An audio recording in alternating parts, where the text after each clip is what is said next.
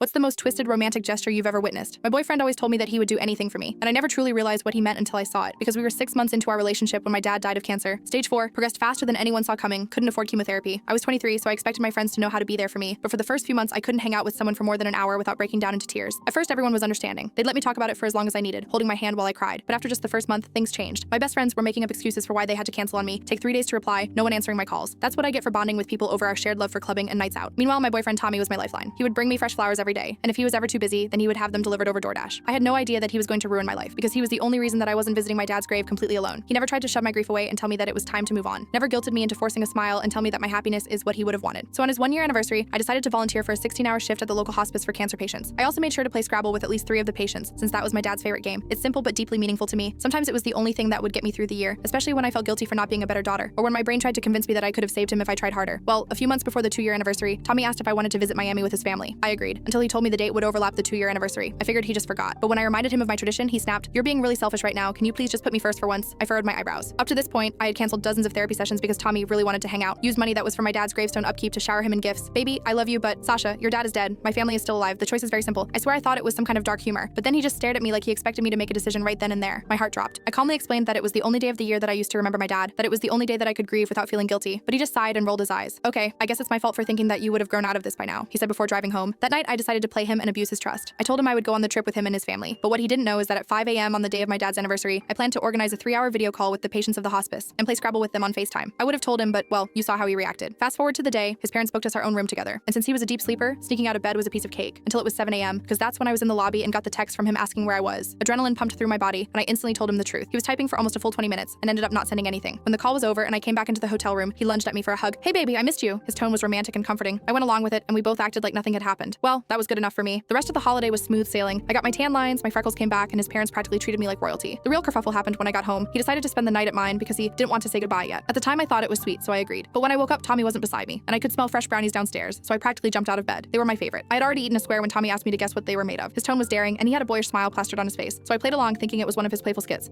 Is it Kerrygold butter? No. Is it tea made with love? By this point his face fell and he turned super serious. No. An awful gut feeling washed over me. "Check your little urn." I staggered over, feeling my pulse in my temples. The urn was empty. "Since you love your dad so much, I'm letting him live in you forever. You're welcome." Full story linked below.